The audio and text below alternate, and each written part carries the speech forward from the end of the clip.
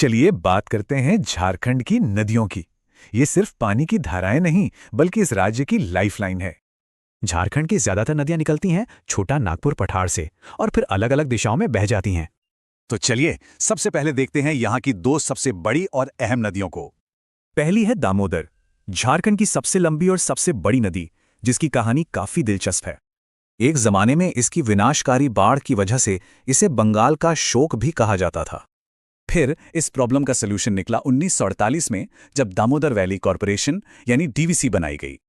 इस बड़े प्रोजेक्ट का मकसद था कई सारे डैम्स बनाकर इस ताकतवर नदी को कंट्रोल करना। और इस प्रोजेक्ट ने दामोदर को शोक की नदी से विकास का पावर हाउस बना दिया। इसकी कुल लंबाई है 592 किलोमीटर्स, जो इसे राज्य की सबसे लंबी नदी बनाती है। अच्छा, अब आते हैं झारखंड की दूसरी बड़ी नदी स्वर्णरेखा पर। इसकी बात ही कुछ और है। नाम का मतलब है सोने की रेखा।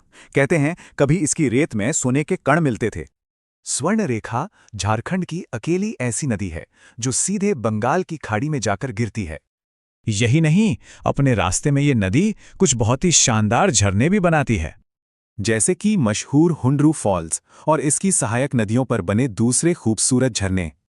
इन दो बड़ी नदियों के अलावा भी कुछ और नदियां हैं जो झारखंड के लिए बहुत जरूरी हैं।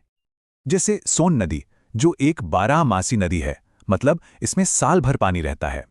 और फिर है मयूराक्षी, जिसे मोर नदी भी कहते हैं। ये झारखंड की अकेली नौगम्य नदी है। लेकिन इन नदियों की कहानी का एक और पहलू है, और वो है प्रदूषण की गंभीर चुनौती। दामोदर आज राज्य की सबसे प्रदूषित नदी है और स्वर्ण रेखा भी बहुत ज्यादा प्रदूषण झेल रही है।